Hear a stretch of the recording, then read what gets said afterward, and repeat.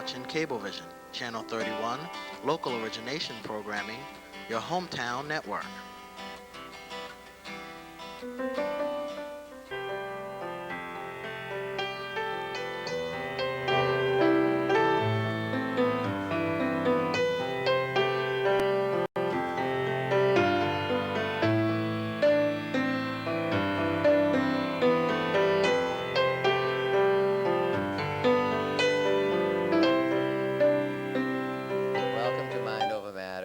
It's a treat to welcome Dr. Wesley E, who is a forensic psychologist.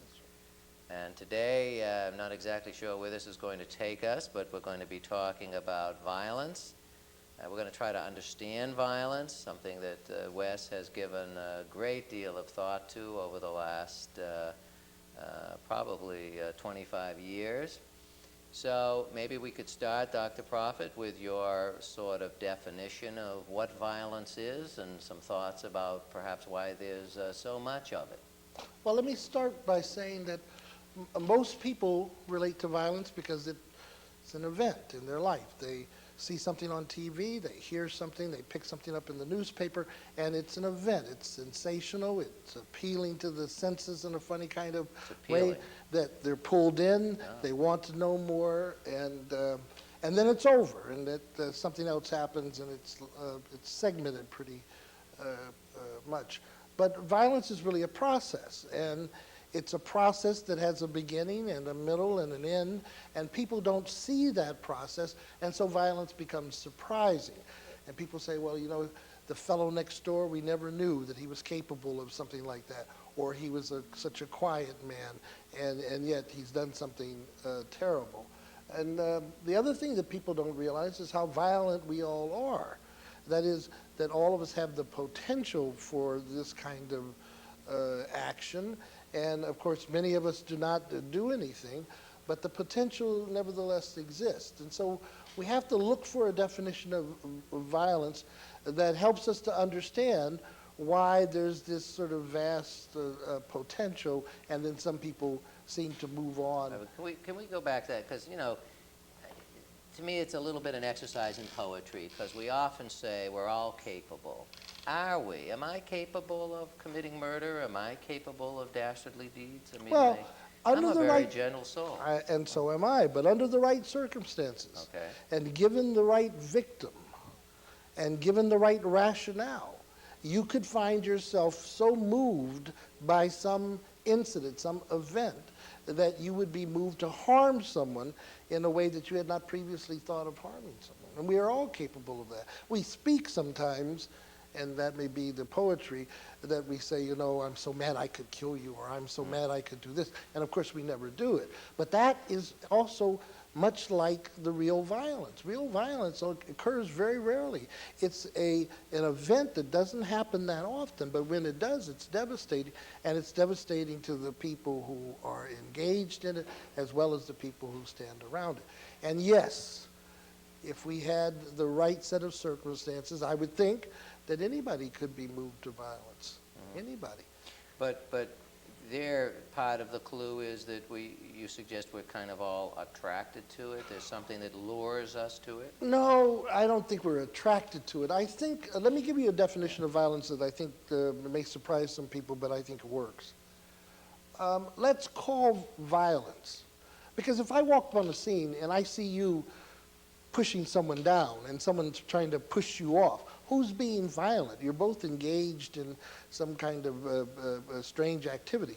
Who's being violent? We have to have a way of differentiating the person who's doing the pushing from the person who's simply trying to get out from under this.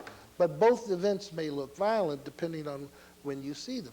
So let's say that violence is anything that you do to someone else that you would not wish done to you if the circumstances were reversed. Anything that you do to someone else, that if the circumstances were reversed. Now, if you take that definition, then there's lots of little incidents of violence happening all the time. For example? For example, when you're driving your car and you cut someone off, you know, you have done something to that person that would be upsetting to you if it happened to you, if the circumstances were reversed. And in that sense, you've been violent toward that other person. Not that it results in some great physical confrontation, but it's a little thing that adds greatly to the stress of the other person. It's something that you have done that you could say, oh, I don't want that done to me. And we're going to call those acts violent. We're going to say that those are the kinds of things that eventually, when they build up, produce some great physical outburst that we can then all recognize as that person being violent. Okay. But I'm suggesting that the violence really occurs in interpersonal relations, in little incidents. For instance, if I hit you, clearly that's violent. What if you call me a name? Is that violent? What if you call me a name and it makes me so mad I hit you? Are you then responsible for my behavior? Have you done something that has made me then be violent? What do we call that which you did? I say that which you did is violent. It is doing something to somebody else that you would not like done to you if the circumstances were reversed. Mm-hmm. And in that sense, we can then go through your day and see lots of times when people have done things to you that are capable of producing anger, of provoking you, and over time, if these things are repeated, there's the possibility of a buildup in you to the point where you literally can't stand it anymore. And then you do something.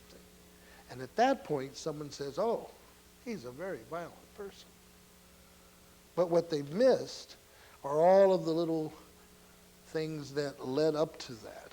All of the times when you were able to control your response to some provocation.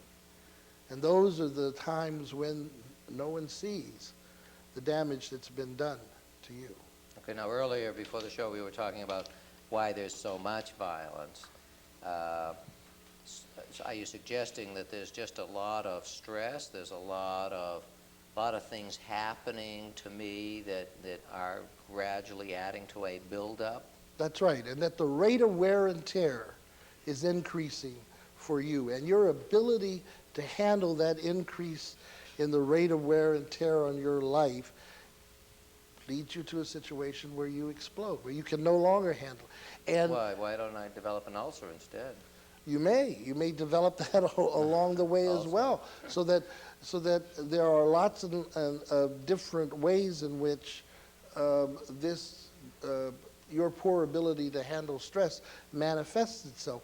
But ultimately, it becomes a final common pathway to some violent event, either directed outwardly at other people or inwardly at yourself. Mm-hmm. So from an epidemiologic point of view, you're suggesting that there's a lot of little assaults that are occurring to many of us? All the time. All the time. All the time. And some of us are better able to set them aside, to ignore them, to let them pass. But for others of us, they become sore points, and they become grievances, and they become things that we collect. And eventually, that collection becomes a problem because it becomes something that we literally carry around with us. So how come some, because you've said a mouthful, I think, some can put it aside and some can't. How do you understand those that can or those that can't? Well, I think the more broad-based your experience, the more you've traveled in other cultures, the more you've seen different responses along a range of responses that people can make to situations, the more you can incorporate that into your experience, the more you can try them out yourself. But if your experience is more narrow, if you see that when you were growing up, when mother didn't have dinner on the table, every time father responded in a certain way, and that way was violent, then you begin to think that that is the way that you should respond when you're confronted with that situation.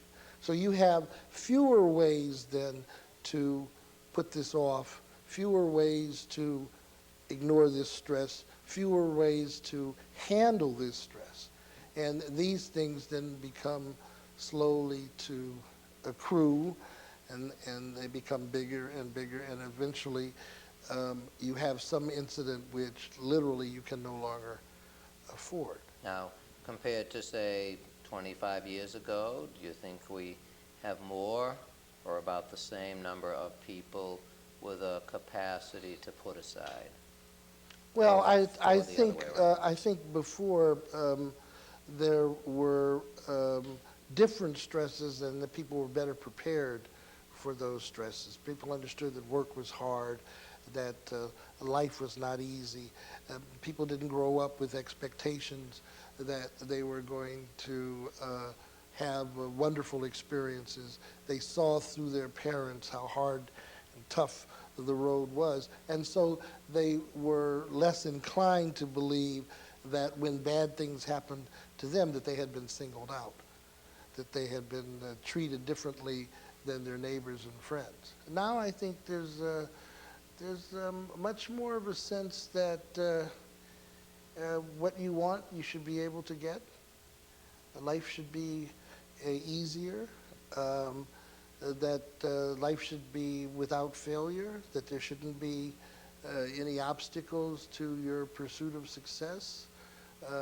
You see there are many more things, you see many more people with things that you would like, and you're much less likely to believe that life should be hard or tough or difficult. So there's been a change, you're saying? There's been a change. So, and that change, do you think, leaves us with more violence?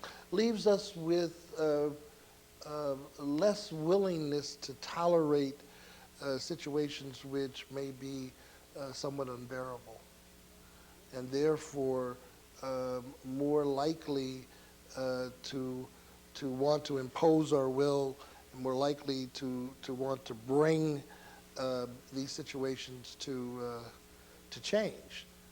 That is, that we would more likely be willing to see something happen. We're not going to sit by quietly and let this happen to us. So, and we'll have to take a break. You are, at least as I hear it, suggesting that we're not as thoughtful and we're much more impulsive. I mean, we're And I think much less tolerant. much less tolerant. Much less tolerant. Well, let's take a break and then maybe pick up with this.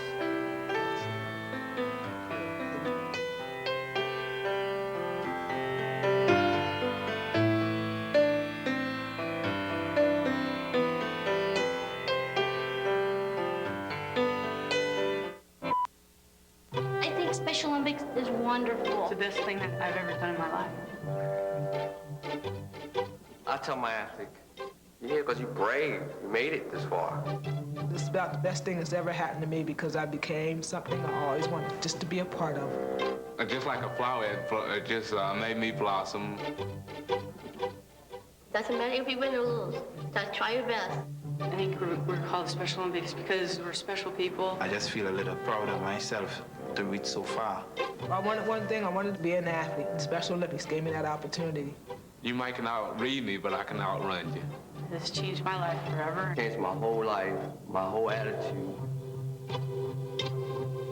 I has been given a special gift. I'm happy. I'm wonderful. And I think that's great.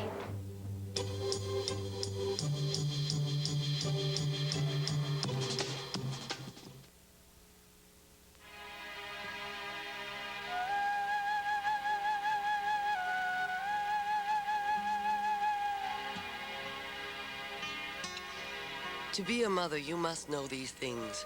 How to hold your baby, feed and care for your baby, but most important, how to be there for your baby. If you die while giving birth, you can't be there. And if you die, chances are your baby will too.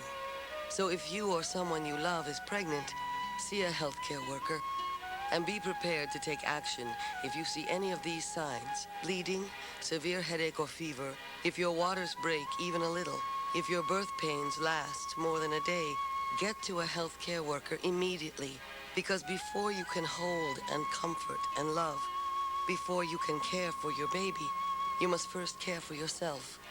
the Safe Motherhood Initiative, because our mothers are our future.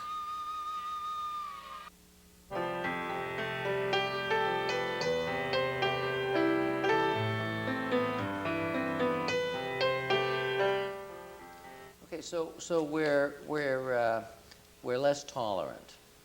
Yes, And we're less tolerant. We want what we want when we want it. We have that kind of lyrical immediacy where we want what we want now, and we're less willing to see it put off and postponed, and we think we're more deserving. That is, that whatever it is that we decide we want for ourselves, we think we should have it. And so when these things don't occur the way that we think they should occur, we take them as assaults on ourselves, and we take them to mean something about our essential goodness or badness as a person. And so we find ourselves more vulnerable then to these kinds of things when they occur, and that increases our stress. That makes us think that we're under great pressure to succeed, to perform, to have those things that we see other people have. And when we don't get them, we're not patient with ourselves. We're not willing to tolerate that kind of failure. We see it as a failure. And that makes us more vulnerable, and that makes us less tolerant of others. So that in our interactions, we think that all of our interactions are governed by some game in which if you win, I lose, and if I win, you must lose. So that we look at the way in which people treat us, and we think that that treatment is somehow a measure of who we are. So we find children in situations where they're being picked on and teased and pushed, and eventually that child comes to think, I should push back. I should do something to those people. And I shouldn't just do what they've done to me. I should really do something more, something that'll let them know exactly how I feel and how hurt I've been. And that becomes a catastrophic incident or piece of violence. Like in school. Like in schools. Okay. But now let's go to some of the violence we've been reading about more recently. For example, can we apply your formulation to help us understand why 5 men decide they can take a young couple and just for the fun of it, kill them? I think that we don't know the details yet, but here are 5 men who obviously feel that whatever they want, they should have, whether it involves breaking the law or not. And they want this car. Happens to be owned by somebody else, occupied by somebody else, no matter. It's going to be our car tonight. And we can impose our will on these people. And then I think from there, it's an easy step to saying, and we don't want any witnesses. That is, we don't want anybody who's likely to turn us into the police. We're not going to be held accountable for our behavior. We're going to be able to impose our will and do what we want to do. And we will take the steps necessary to make that so. And I don't think that they gave a thought during that entire process to the enormity of what they were doing. Why not, do you think? What kept them from appreciating the enormity? I don't think that they had any connection whatsoever to the people that they were harming, that they could not see themselves in that situation. All they could see is 2 people that they could take advantage of. And they could never imagine that someone would put them in that situation. In fact, they had banded together precisely so that people couldn't do that to them. You know, and so we have this terrible incidence of violence, and no excuses to be made for the people who engaged in it. Right. Right. You know? Well, take the other one, for example, that's not too long ago, where somebody murders his family and then presumably murders himself. I mean, is that the accrual of little assaults? And that's possibly someone who feels as though I must provide all these wonderful things for my family. I'm responsible for that. If I can't do it, it's no one's fault but mine. And there's no way that they could live with less or be satisfied with me if I can't produce all of the things that they want. And they're going to be worse off without me. So imagine what they're going to say about me if I leave them here to face this intolerable situation where they don't have the things that I was supposed to provide. So they're better off dead. And I'm better off dead because I've obviously failed. And I think that's the kind of insular thinking where you put yourself at the center of this that leads to this kind of violence. And again, it doesn't happen overnight. I think it's a process of considering all the things that are going wrong, all the things that could happen, all the ways in which I could fail, and that's the kind of thinking that then leads you to this idea that everyone will be better off without me, and I will be better off without them. And obviously, I mean, there's got to be some breakdown, I mean, some sense of no way out, I mean, no alternatives. I mean, some sense that this is the way of the world, and that my view is the way the world is actually put together, and there are all these other successful people around me who obviously are able to do all of this, and when I can't, that's an expression of my failure. That's an expression of my not being able, of my being lacking in some way. So rather than tolerate that, I'll leave the field, so to speak. I can't win, I won't lose. And I won't live with failure. So I will... Do you think that's a factor in the last 25, 30 years, that we're less tolerant of second place, we're less tolerant of failure, we're less tolerant of, you know, somehow not quite making ends meet? I think certainly today people think more than ever before anything is possible, and that I could be the richest person in the world, or certainly very well off, if I just play my cards right and I'm smart enough. And unfortunately, I think things like the lottery contribute to the idea that, you know, we could all get lucky. And so literally, you know, you're more likely to know someone who knows someone who won the lottery than you're ever likely to hit the lottery. But it does contribute to the idea that your life could be changed overnight. And so that contributes to the kind of magical thinking that everything you want should come true, that you should have exactly the kind of life you want, and that there's no reason why you shouldn't. So therefore, if it doesn't happen, you can't look to circumstance. You can't look beyond yourself. You have to, if you have that view, then you have to end up saying, well, I'm not getting what I should have. There must be something wrong with me. It must have something to do with me. And that, I think, then leads to the kind of thinking which puts you in this sort of narrow world view, and also at the same time makes you more vulnerable to the slights and insults. You know, although people have been around a long time, we're still just learning how to live together, and so life can be rough. But if you have this worldview that you should get whatever it is you want, and you should have no problem with it. Then the slights and insults become hard to tolerate, hard to bear. You should get it as in it should be given to you. You're suggesting that people somehow have kind of wandered away from the work ethic, that if I work hard, it will come to me, as opposed to I see Bill Gates and somehow that ought to be me.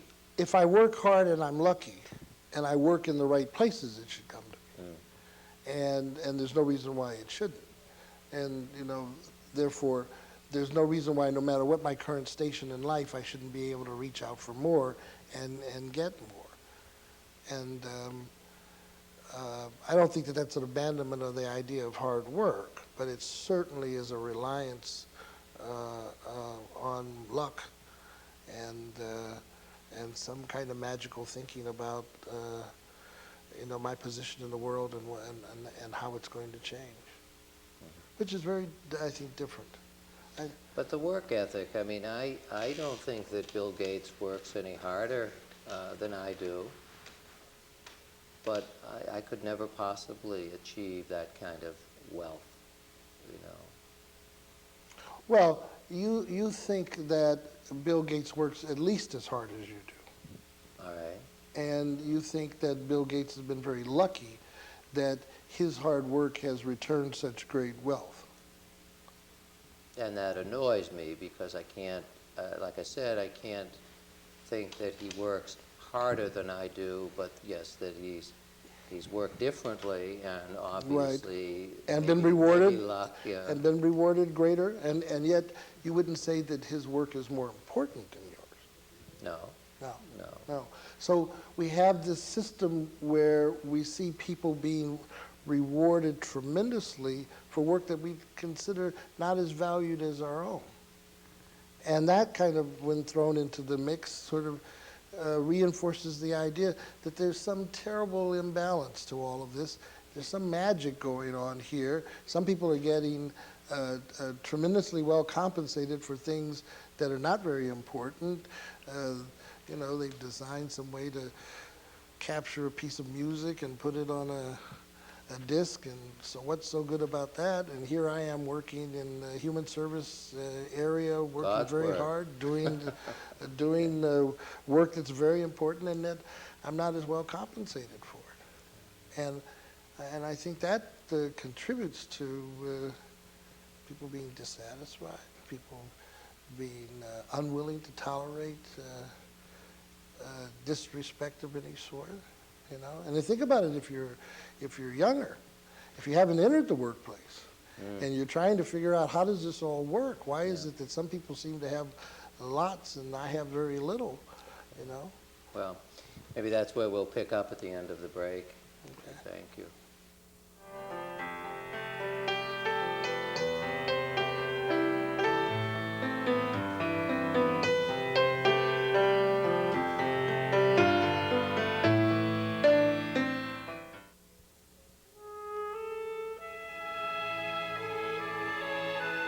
It's not just what I get to be. It's not just who I get to meet, Or where I get to go. Get to go! it's forgetting about being sick.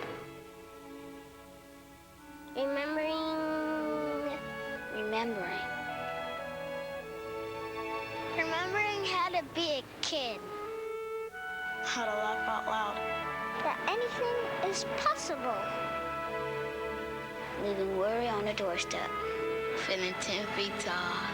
Making plans for the future. I am still making plans for the future.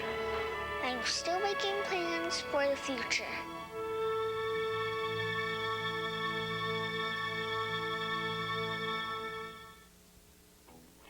No matter who you are. No matter where you're from. No matter where you're going. You can be certain. No matter who you are. City girl. Country boy. Athlete. Student. Happy. Thoughtful. Tall. Short. You can be certain. No matter where you're from. West. South. Farm. city, small towns, suburb, You can be certain, no matter where you're going. to college, to work, to train, to play, to travel, to find your place. You can be certain you need education. You can be certain you need to stay in school. This message is brought to you by the Air Force because we're certain about the value of a good education. No matter what you do in life, aim high.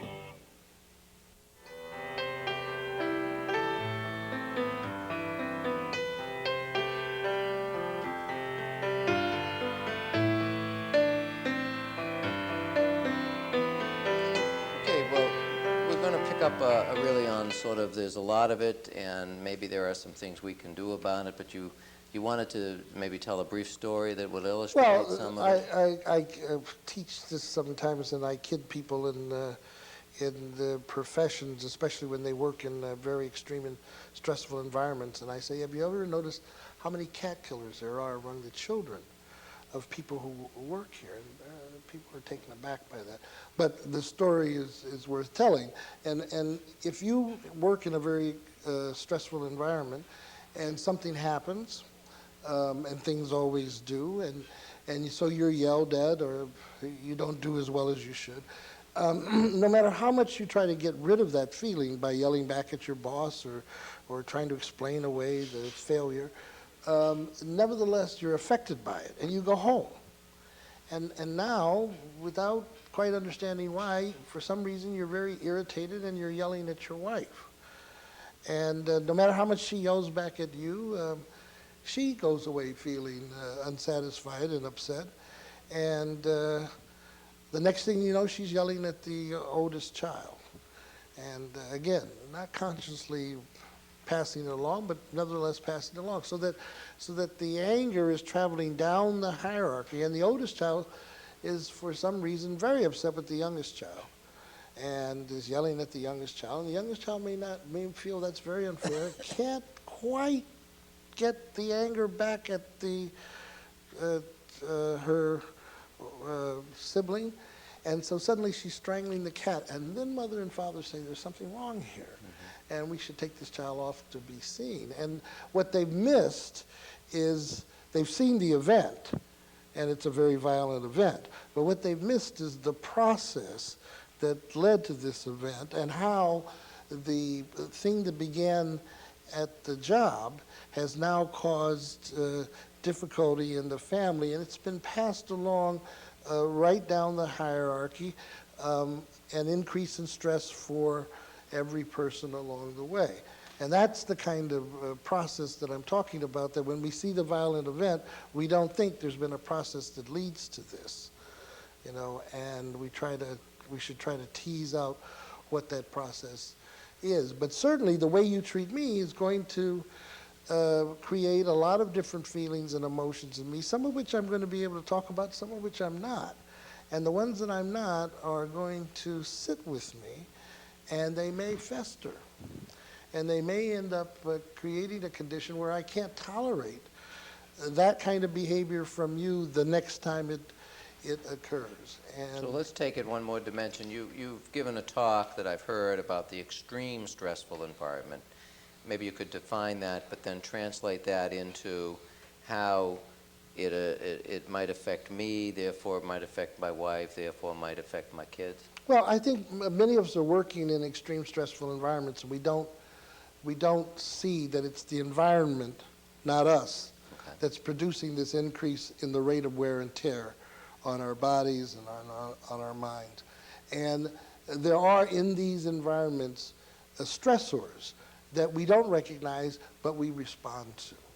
And there are any number of them. But to the extent that we don't recognize them, we are somewhat at their mercy, so that we find ourselves in difficulty and not quite understanding why. And we don't tend to identify in the environment what may be the things that are the sources of our difficulty. I'll give one example.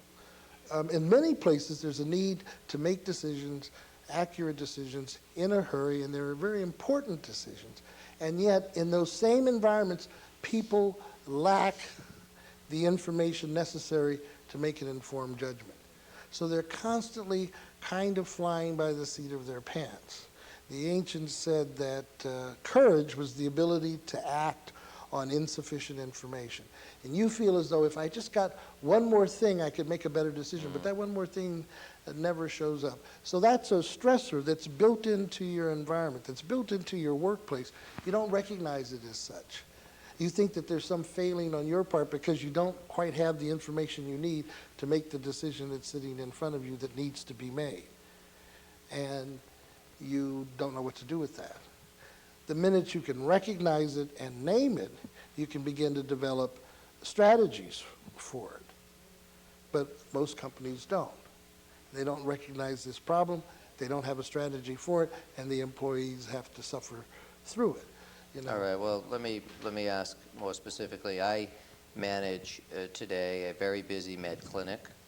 I have some excellent staff working with me, but I'm responsible for about 45 people who use the services this morning. I don't get to see everybody, obviously, but lots of questions are being asked of me. I have to make these quick decisions, et cetera, et cetera. How's that likely to affect my second oldest daughter? Well, I think when you go home this evening, you're going to go home wanting a certain amount of peace and quiet. Okay. And you've had a very busy day. You've had to tolerate a lot of noise, a lot of interference. You've had to do a lot of thinking on the fly. And now that you're home, you would just like to relax. You wouldn't like to be presented with any great questions. And you certainly want to be able to take your time to respond to any problems that come up. Your daughter, on the other hand, has been waiting for you to get home because she has planned her evening around certain things that she's going to ask you to do. And she needs answers from you, and she needs them in a hurry because she's been giving over peace and quiet all day in school, and this is her time to feel her oats, so to speak. And so she's going to want things from you. Now we're in some kind of dysrhythmia. The kind of environment you want and the kind of environment she wants are polar opposites. And if you don't recognize that kind of dysrhythmia, you may try to impose the kind of environment you want on her.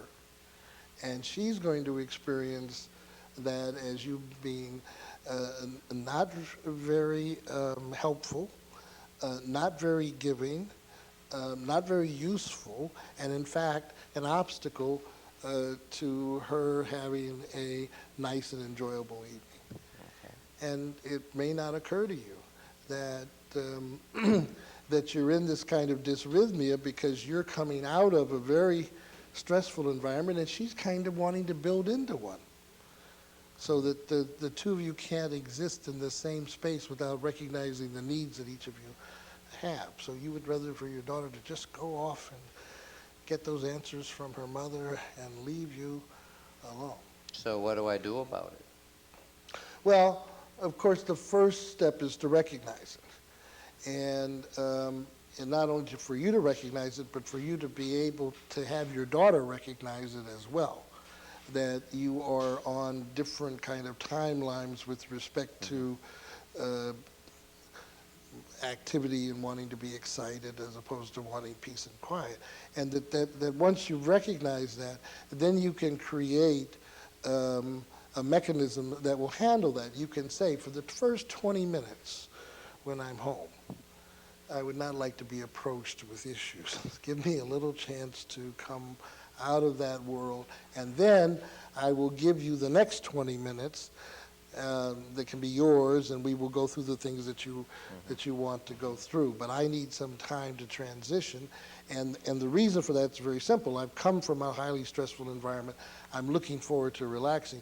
You're about to go into a highly stressful environment. You're wanting to rev up, and we need to recognize this different rhythm that we're both under, and then we can make some adjustment. You know, and I think that's the kind of thinking and planning that then reduces the rate of wear and tear and makes us less likely to engage in this kind of violent event where you treat your daughter in a way that if the circumstances were reversed, you would not like to be treated. So you have been, in my view of the world, violent toward your daughter, not physically. But you've reduced her life options, you've reduced her sort of chances, you've made her feel that she can't self-actualize in that sense, and so you come across as the bad guy. So a lot of people, though, are really kind of engaged in work or activities that one might consider to be stressful. Yes, and I think more stressful because today we're in that great period of downsizing, which has come to mean fewer people doing the work of more people, and so you're lucky to have a job, and you feel that, and you know that if you don't perform well, you'll be replaced. And you have many friends who have experienced that kind of situation. So, yes, you're under greater stress at work. I think everyone is, and then you don't recognize the kinds of stresses that go on at work, and you don't have a name for them, and so again you are at their mercy. So how often do you say, gee, the reason why I don't have the information I need to make the appropriate decisions here is nothing to do with me, but everything to do with the way things are structured here? You're more likely to say, gee, I should have known that, or I should have that. Why don't I have that? And you turn it inside. But it really is a problem out there. And it's a problem for everybody who steps into the environment, not just you.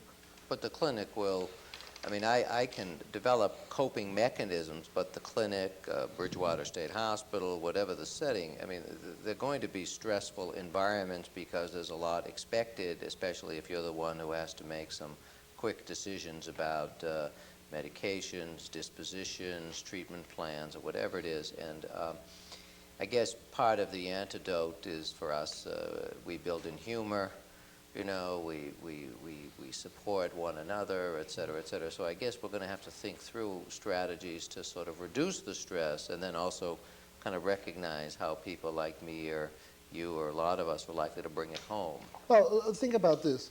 If you were to go to the South Pole, there would be a period during the winter when planes can't fly in and out where you would be trapped. Now, the Navy says we have enough food down there to last several years. We have enough oil to last several years, even though you're only going to be there 6 months. Why? Because we want to reassure you that no matter what happens here, there's the material necessary for survival. In other words, we have tremendous backup systems that we may never touch, and they're there just to reduce the kind of thinking Stress. You might engage in, to reduce stress. We'll stop on that note and pick up with that because I think reduction of stress is key. So let's, at the end of the break, pick up with that.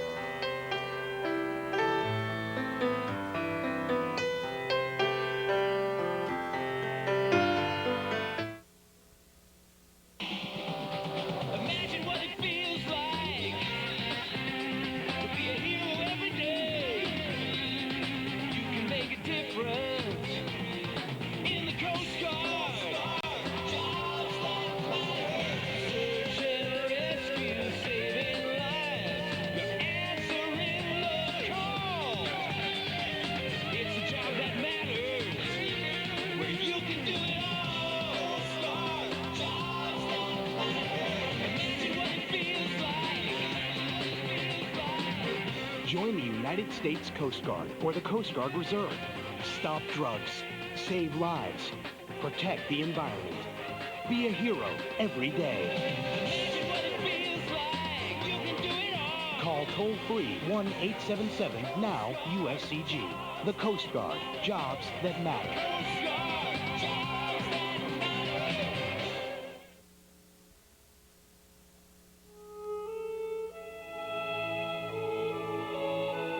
It's not just what I get to be. It's not just who I get to meet, but where I get to go.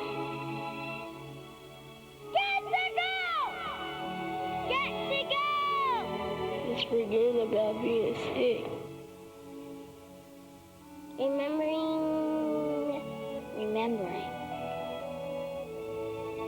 Remembering how to be a kid. How to laugh out loud. That anything is possible. Leaving worry on the doorstep. Feeling 10 feet tall. Making plans for the future. I'm still making plans for the future. I'm still making plans for the future.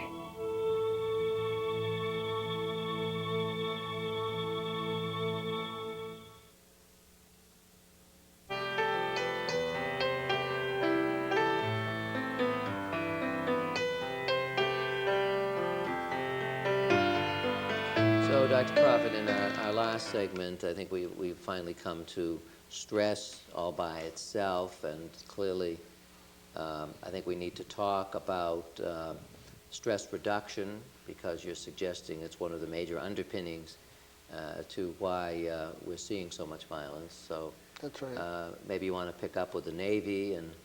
Well, I'm just saying, you know, if you were in the space flight program, you would find, you know, all those backup computers and all those different ways of making sure that if there's a problem, we have a replacement, we have an alternative, we have other ways of addressing the issue. And too often in our work environments, we don't think about alternatives, other ways of getting the job done, or what we can rely on, creating backup systems.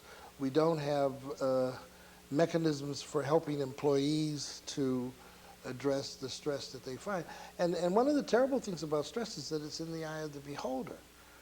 What is stressful for you is not stressful for me. What is stressful for a fighter pilot is not stressful for a cargo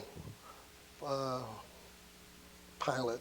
And so we have to learn from each other what are the things that create this increase in the rate of wear and tear for each other. And then we have to think about what are the ways in which we can address those issues and reduce those issues so that people do not find themselves moving closer and closer to some imaginary edge where they will be pushed over into some event that we can all recognize is a failure of the system. All right, so let's talk about families. How would you suggest families under stress might...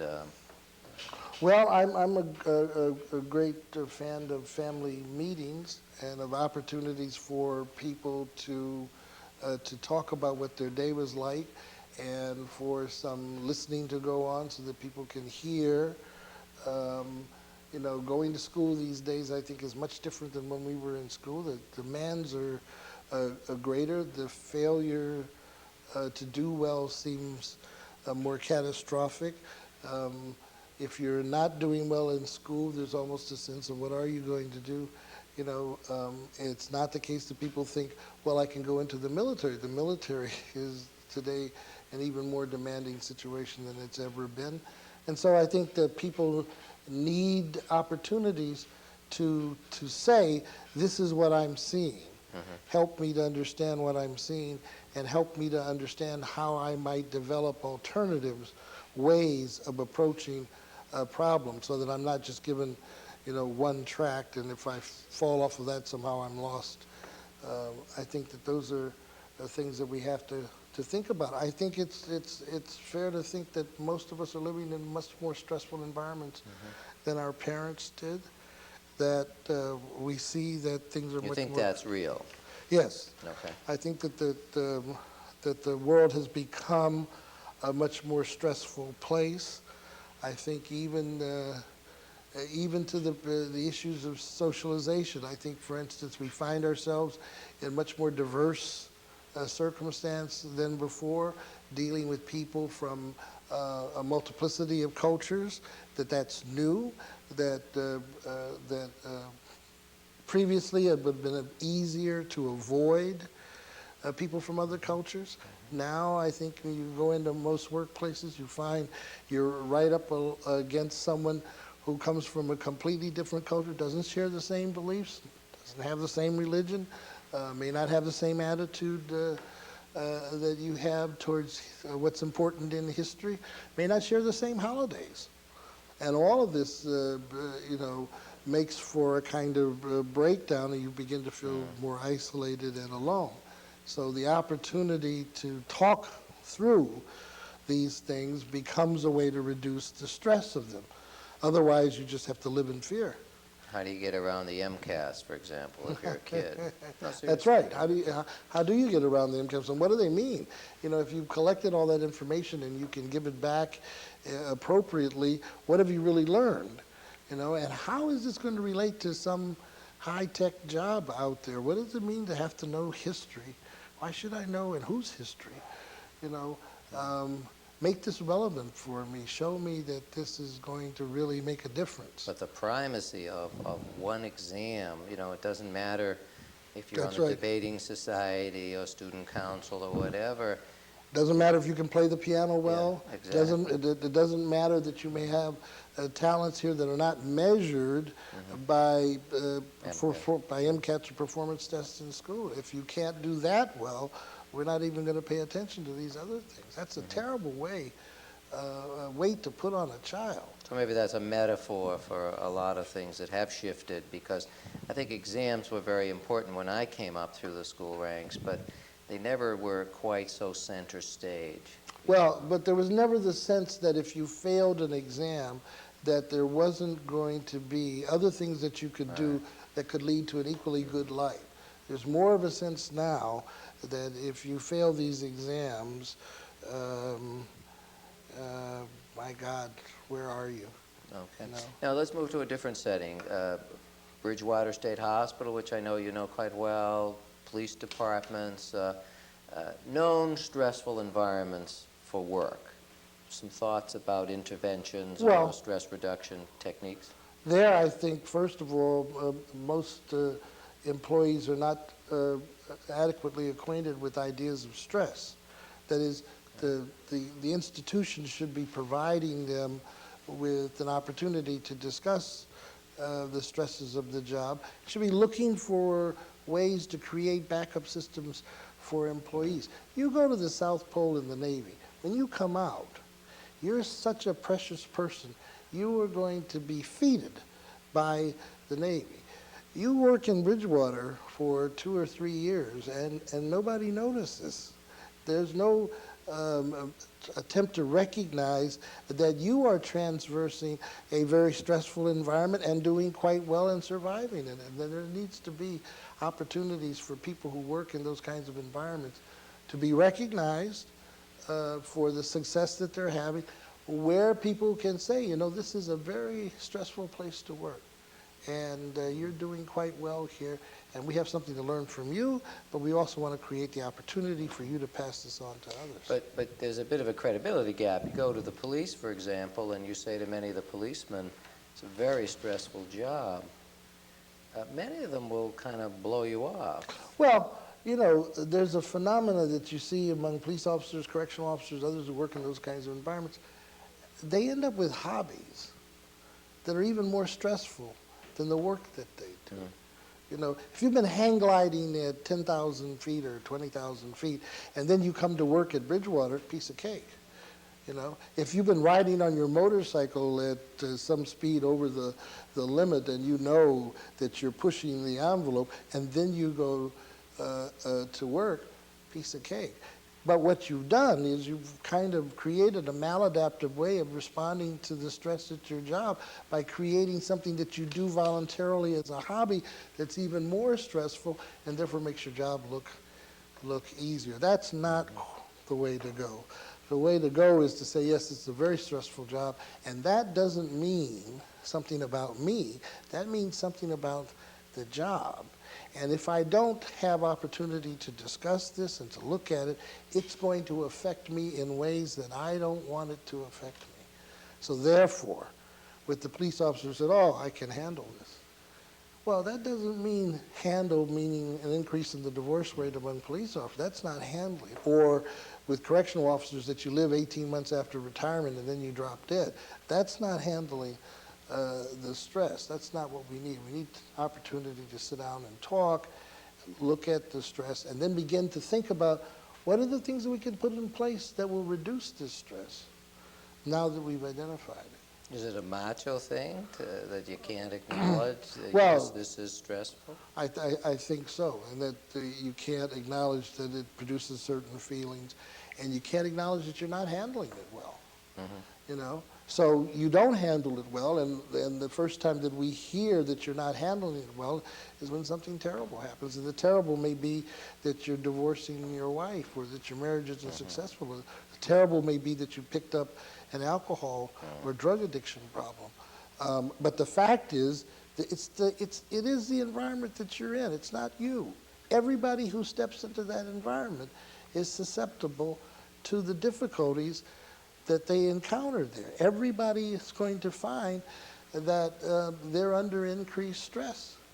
And unfortunately, especially in the prisons, we think we build these prisons to punish prisoners, but we end up punishing the people who work there because they have to share those extreme stressful environments. Now, when the prisoners don't do well, we kind of expect that. But we're surprised when it turns out the staff doesn't do well either. But you're not. I mean, would you say a significant number of people don't do well?